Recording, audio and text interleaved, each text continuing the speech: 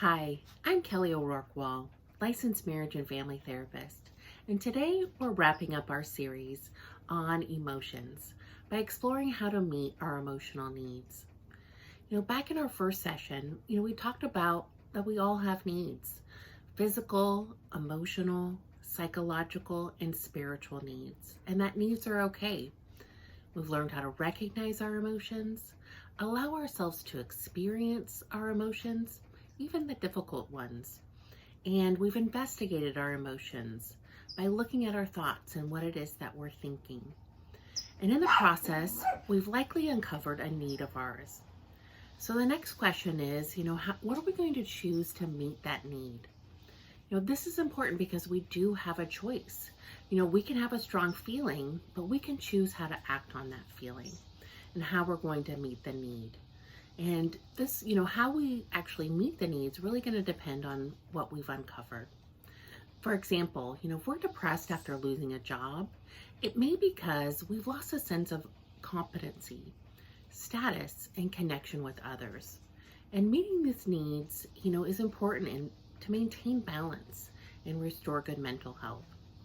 So meeting these needs could look like isolating ourselves from others, drinking or using substances to help numb the feelings, or maybe even trashing our employer on social media. But are those helpful choices? Do they really nurture the need healthfully and bring you closer in relationship with others? Probably not.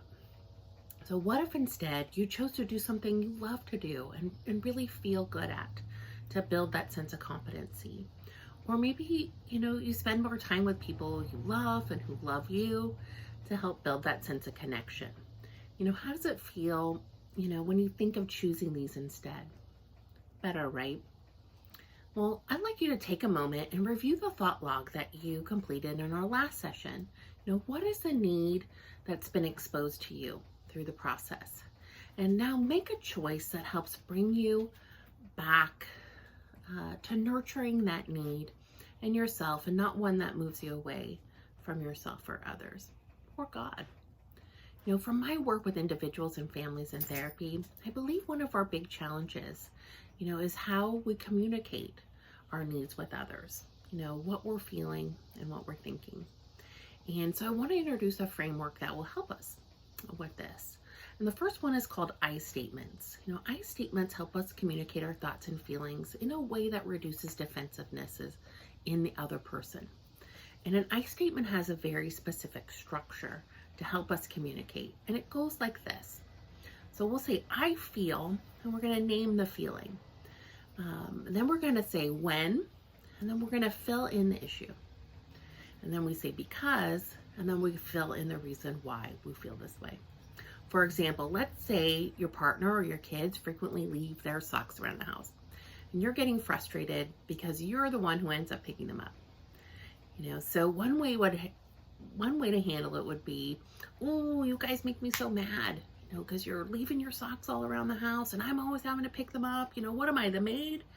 And so how does it feel when you imagine saying that? Not great, right? Well, using an I statement, you might say something like this instead. I feel really frustrated when I come home from work and I see socks on the floor, because I feel like you value me only as a maid. So how does it feel when you imagine saying that? Probably better, right? That felt better to me. And so I statements actually take out the blame and accusation and put your feelings out there in a way that people are more receptive to hearing, when they aren't feeling attacked. So you can even actually take an I statement a step further by using the dear man approach to communicate your need. So we're going to use the same sock illustration. And first we're going to use D, describe the situation. So when I get home from work, I saw more socks on the floor today. We're going to really keep it factual. No emotions here, just the facts. Now we're going to share our feelings. Next, with the E, emotions. And we're going to say maybe something like, this really hurt my feelings because it seems like I'm the one who's expected to pick up the socks.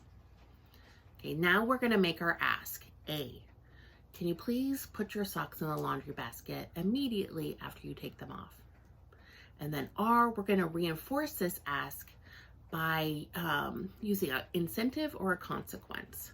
And how, which one you choose is really going to depend on your situation and, what's going to help there. But so maybe we might say something like, it would really help me to feel like I can come home from work and not immediately feel like I have to do more work. So now if you get pushback, this is where the second part of the dear man approach comes in, the man. Okay, so say your partner or your kids say, well, you leave your dishes in the sink and you don't put them in the dishwasher right away. You could mindfully bring them back to the issue at hand and say something like, yeah, that may be so, but, we're talking about the socks right now, so let's keep focused on the socks. We're going to appear assertive and appear confident. Maybe we're going to stand up tall and straight. We're going to look them in the eyes. And then we're going to move on to N if needed, and that's negotiate. So like, okay, well, how about I do a better job putting my dishes in the dishwasher and you do a better job putting your socks in the laundry basket? Do we got a deal? All right. So that is the Dear Man technique. So, take a moment and download the worksheets provided that walk you through these steps. How we meet our needs is important. And my hope is that you choose to do the work of building yourself and others up helpfully. And I also really hope that this series on emotions has been helpful for you. We're really living in stressful times right now, and how we get through them is largely dependent on how we manage our emotions and make healthy choices for ourselves.